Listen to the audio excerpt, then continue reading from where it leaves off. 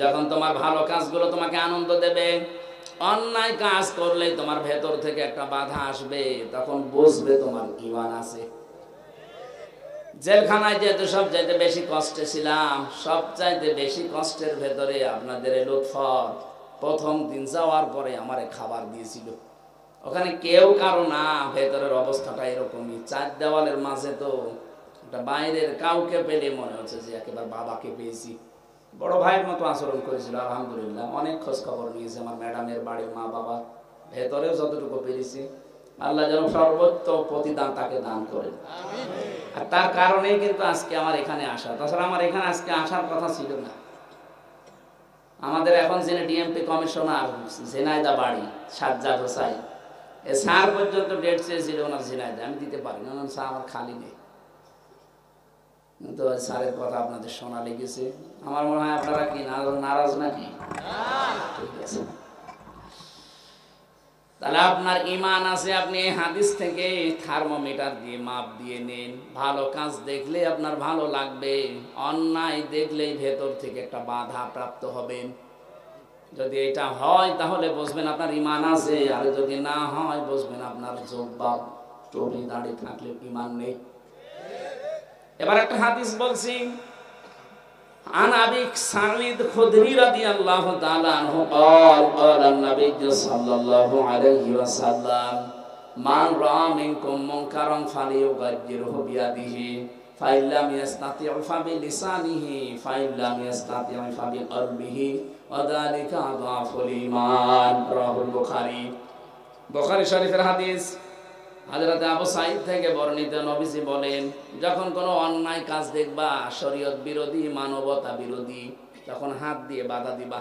হাত মানে এই হাত না, এটা আমার হাত হতে পারে, কিন্তু ওসি সাহেবের এই হাত না, ওনার আইনের হাত। এক কথা বলছেন না? এটা পাওয়ারের হাত, ক্ষমতার হাত, আইনের হাত, টাকা পয়সার হাত, এই গ্রামে প্রভাব প্রতিপত্তির হাত। অন্যায় দেখলে আপনি ওইটা বাধা দেবেন আপনার আইনের দ্বারা, হাতের দ্বারা, ক্ষমতার দ্বারা, প্রভাব দিয়ে। ওসি সাহেবের জন্য হাতের অন্যায় বাধা দেবে কি দিয়ে?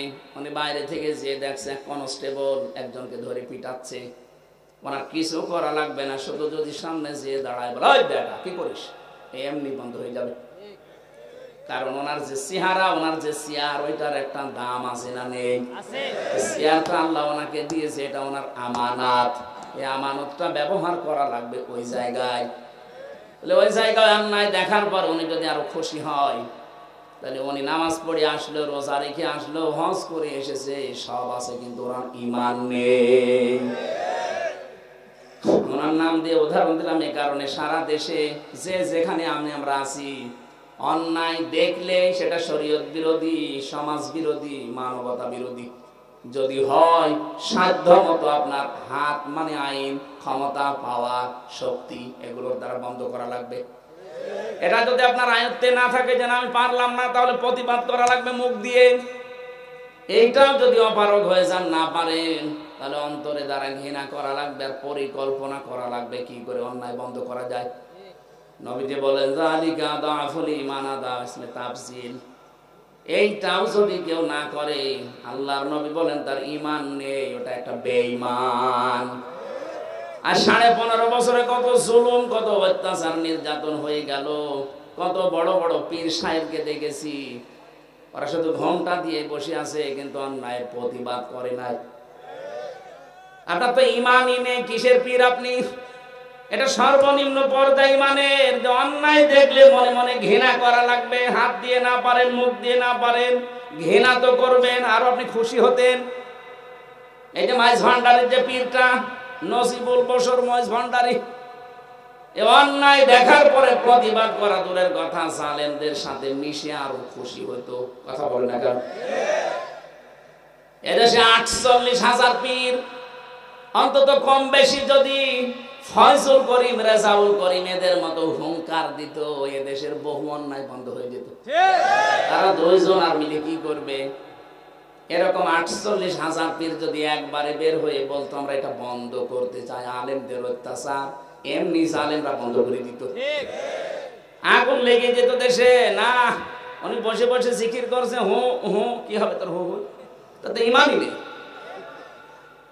অন্যায় দেখলে যদি কেউ হাত দিয়ে না পারে, মুখ দিয়ে না পারে, অন্তরে যদি পরিকল্পনাও না আটে, বলেন তো হাদিস অনুযায়ী তার ইমান আর আছে? এখানে আল্লাহ এখানে কোনো বেঈমানকে ডাক দেননি, দিয়েছে কাকে?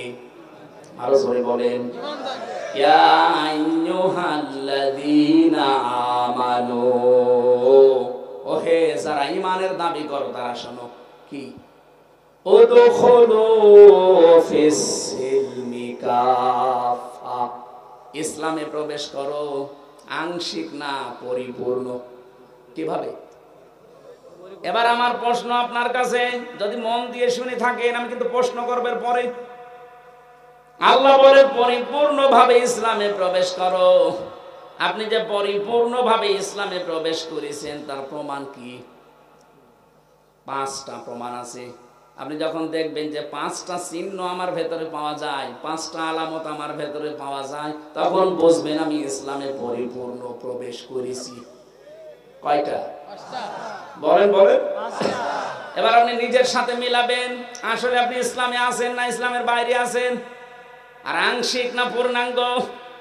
আপনাকে কিন্তু কাফা দিয়েছেন আল্লাহ, আংশিক হলে হবে না, পুরাপুরি ইসলামে ঢোকা লাগবে। কথা বলে না কেন?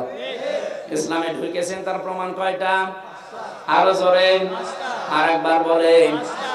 1 নম্বরে আত্মসমর্পণকারী হবেন। এখন আত্মসমর্পণ করবেন কোথায়? দাদাদের কাছে। হ্যাঁ, অনেকে তো মুসলমান এখন মনে করছে যে আত্মসমর্পণ দাদার কাছে করলেই মনে হয় মুসলমান হয়ে গেলাম। আত্মসমর্পণ কিভাবে করা লাগে? আমাদের পিতা, জাতির পিতা, যেটা আল্লাহর ঘোষণা দেওয়া, বানানোটা না, আল্লাহ যেটা বানিয়েছেন, তার নাম হযরত ইব্রাহিম আলাইহিস সালাম। তিনি কিভাবে আত্মসমর্পণ করেছেন তাকান। এই তথ্যটা আছে সূরা বাকারা 1ম নাম্বার পারা 19 নাম্বার পৃষ্ঠা 7 নাম্বার লাইনের 131 নাম্বার আয়াতের প্রথম অংশে আল্লাহ পাক বলেন, ইযে ক্বালা লাহু রাব্বুহু আসলিম, ইব্রাহিম আত্মসমর্পণ করো। হযরত ইব্রাহিমের সময় গাছের মাথায় বসে কোড়াল দিয়ে কাঠ কাটছিলেন, ডাক দিয়ে বলে, মাবুদ এখানে আত্মসমর্পণ কি করে করব? আল্লাহ ওখানেই জবাব দিয়েছেন যে গাছের মাথায় বসে কোড়াল দিয়ে খাতনা করো। মানে খাতনা করার পরে ডাক দিয়েছেন, ক্বালা আসলামতু লিরাব্বিল আলামিন, মহাবিশ্বের পালনকর্তা আল্লাহর সামনে আমি সারেন্ডার হয়ে গেলাম। আমার নিজের মন বলতে আর কিছু নেই, আল্লাহ যা বলে ওইটাই আমার কাজ। তাহলে আত্মসমর্পণ করবেন, আল্লাহর বিধান যেখানে যেটা পাবেন, প্রশ্ন ছাড়া। কথা বলেন না? আমি কি এইরকম মান অর্জন এখনো করেছি? আমি এই মানে এখনো যেতে পেরেছি যে আমার মন মতো আমি কাজ আর করি না, আমি যেখানে যা করি দেখি আমার আল্লাহর বিধান আছে কিনা। হ্যাঁ, আমি যদি বিবাহ করতে চাই, আমি বিবাহের ক্ষেত্রেও দেখি আমার আল্লাহর বিধান এখানে আছে কিনা। যদি দেখি হ্যাঁ আল্লাহর বিধান আছে, পাশাপাশি হিন্দুদের বিধানও আছে, আমি যদি মুসলমান পরিপূর্ণ ইসলামে প্রবেশ করতে চাই, মেনে নেওয়া লাগবে হিন্দুদেরটা। হিন্দুদেরটা বলেন বলেন। পাশে যে ইসলাম আল্লাহ আপনাকে দিয়েছে যে প্রবেশ করো, ইসলামে প্রবেশের প্রথম নিয়ম যেহেতু আপনার পরিবার দিয়ে শুরু হচ্ছে, তাহলে বিয়ে শাদী করতে গেলে এখন থেকে ইসলামের নিয়ম হচ্ছে বরযাত্রী খাওয়ানো। হ্যাঁ, অলিমা খাওয়ানো, অলিমা। অথচ আমাদের এখানে 100 জনের বিয়ে অলিমা হয় না, হয় শুধু বরযাত্রী। গায়ে হলুদ দেওয়া, বরযাত্রী নিয়ে 100, 150, 200, 500 খাওয়ানো, এটা কিন্তু হিন্দুদের রীতি। ইসলামের রীতি হচ্ছে ছেলের বাড়িতে অলিমা বা বউ ভাত যেটা বলে এইটা হবে। আরো দরকার মেয়ের বাড়ি থেকে 100-150 মানুষ নিয়ে আনবেন, নিজের আত্মীয় আরো 150 মানুষ নিয়ে 200-300 মানুষের খাবার ছেলের বাড়িতে করা লাগবে। এটার নাম ইসলাম, অলিমা। এই অলিমা নেই, এখন হয়ে গেছে সব বরযাত্রী। তাহলে আজকে থেকে আমি ইসলামে প্রবেশ করে ফেলেছি, জীবনে আর কোনোদিন বরযাত্রী যাব না। কারা কারা যাবেন হাত তোলেন তো। জানি যে এলাকায় বরযাত্রীর সিস্টেম আছে না? নেই?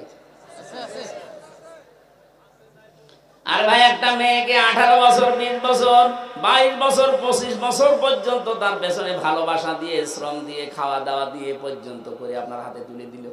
এইটাই তো অনেক কিছু। কারণ এই মেয়েটার থেকে সারা জীবন ওই মা বাবা আর কোনো উপকার পাবে না। কি কিছু পাবে না? ওই মেয়েটা আপনার সন্তানের বাচ্চা পেটে নেবে, ও সারা জীবন আপনার ছেলের খেদমতে আছে, বাড়িতে থাকবে, কই তার মা বাবার তার কোনো কাজে লাগলো না, খালি মানুষ করে আপনাকে দিয়ে দিল। এরপরও 150, 200, 500 মানুষ খাওয়ানো লাগবে। আপনি কি জালেম? যদি বেশি আপনার খুব আবেগ থাকে, 200, 500 মানুষ মেয়ের বাড়ি থেকে নিয়ে আসবেন, অলিমা করে তাদেরকে খাওয়াবেন। আজকে থেকে সিদ্ধান্ত নেওয়া লাগবে যে আমি ইসলামে যখন প্রবেশ করছি, কোনদিন আমি আর ইসলামের বাইরে যেহেতু বরযাত্রী আমি যাব না। আমি অলিমার দাওয়াত দিলে আসি, কথা বলে না কেন? এর বড় বরযাত্রী যাবেন কারা? আমার মনে হয় ওয়াজ মনে হয় আজকে শেষ। এইটাও যদি মেনে নিতে পারেন, হাজারো মেয়ের বাপ অন্তত একটু বাঁচবে। বারবার বলছি কারণ আমার ছেলে নেই, আমার 3টা মেয়ে, আমার তো বাঁচা লাগবে না ভাই। আমি ইসলামের নিয়ম বললাম, এখন মানবেন কি এটা আপনার বিবেকের ব্যাপার। আজকে থেকে সত্যিই কি অলিমায় যাবে না বরযাত্রী যাবে? ঠিক আছে। হযরত ইব্রাহিম আমাদের জাতির পিতা, এবং প্রথম কাজ কি করলেন? তিনি ইসলামে যে আত্মসমর্পণ করলেন। ওয়াসা বিহা ইব্রাহিম বানিহি ওয়া ইয়াকুব ইয়া বানিয়া ইন্নাল্লাহা আসতাফা লাকুমুদ-দীন ফালা তামুতুন্না ইল্লা ওয়া আনতুম মুসলিমুন। সূরা বাকারার 132 নম্বর আয়াত। ইব্রাহিম আত্মসমর্পণ করার পরে তিনি এই কাজ আরম্ভ করেছিলেন। আল্লাহ পাক বলেন ইব্রাহিম এবং ইয়াকুব এই দুইজন তার সন্তানদেরকে ওসিয়ত করেছিলেন। খুব ভালো করে শুনবেন।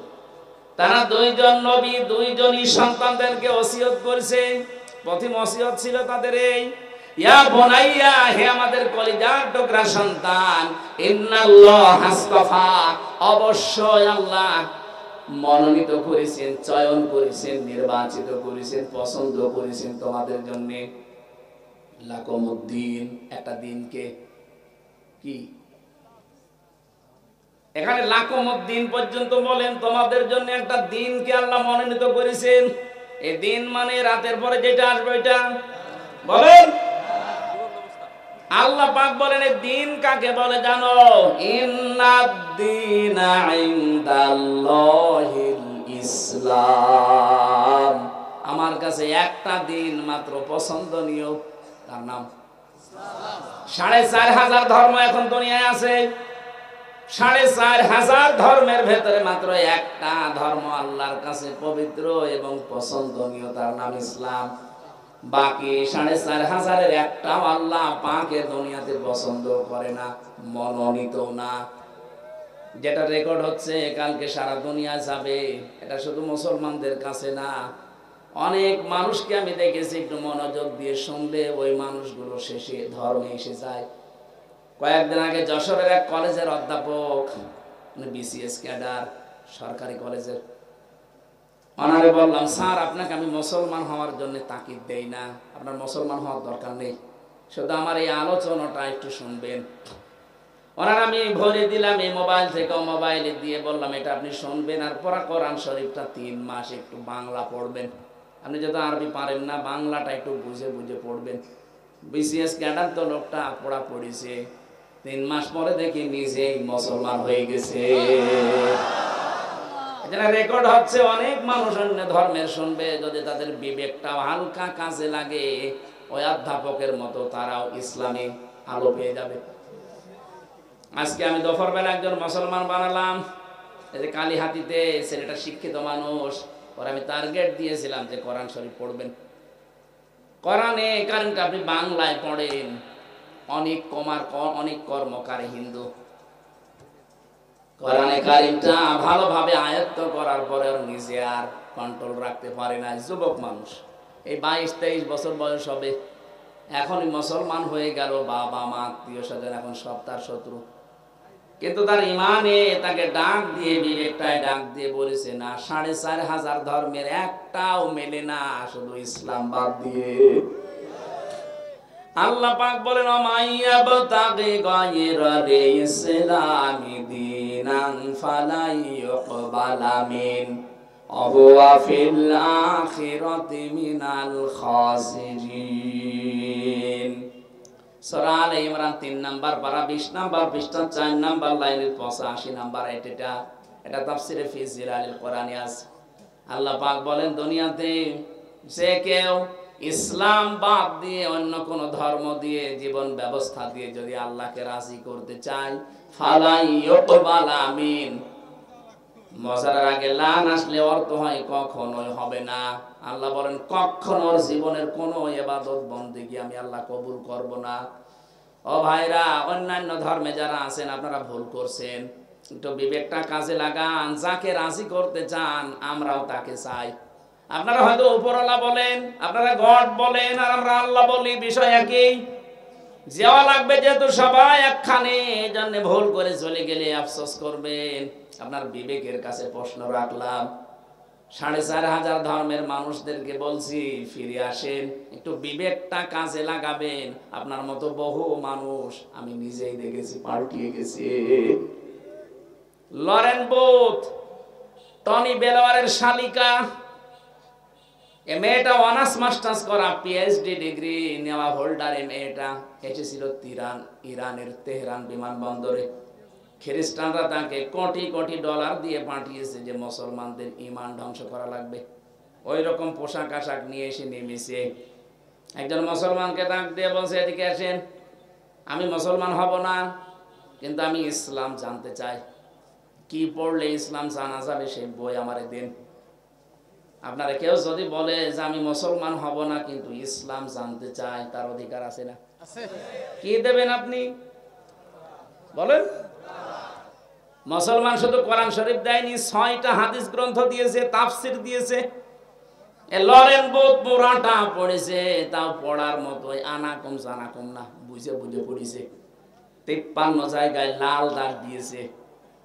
সংবাদ সম্মেলন করে বলছে, মুসলমানেরা গ্যারান্টি দেয় তাদের কোরআনে লা রাইবা ফি কোনো ভুল নেই। আমি 53 জায়গায় ভুল ধরতে পেরেছি। সাংবাদিকরা আনন্দ নিয়ে এটা প্রচার করবে, কারণ খ্রিস্টান সাংবাদিক। ডাক দিয়ে বলছে, কি আপনি কি পেয়েছেন? আমি কি পেয়েছি এটা পরে বলি, আমি কিন্তু মুসলমান হয়ে গেছি আজকে। কি বলেন আপনি?